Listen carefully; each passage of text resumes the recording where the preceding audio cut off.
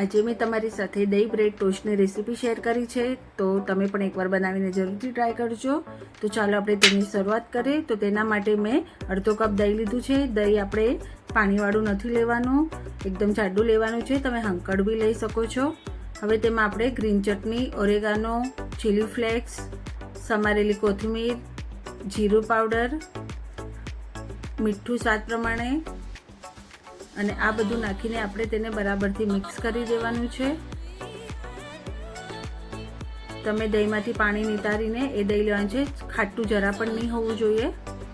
ખાટું હશે તો તમારે બ્રેડ ટોસ્ટનો સ્વાદ સારો નહીં આવે। હવે એક પેન લઈશું, તેમાં બટર અથવા તમે ઘી પણ લઈ શકો છો।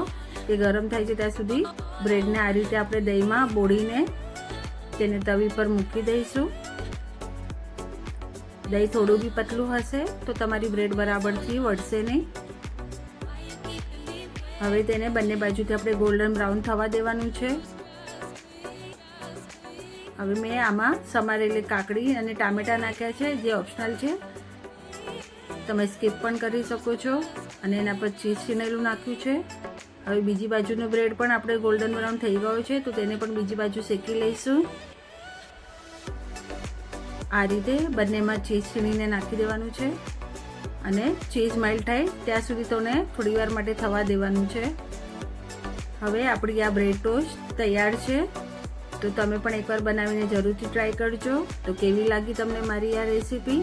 મારી જો આ રેસીપી તમને ગમી હોય તો મારા વિડીયોને લાઈક, શેર અને મારી ચેનલને સબસ્ક્રાઈબ કરવાનું ના ભૂલતા। ફરી મળશું નવી રેસીપી સાથે।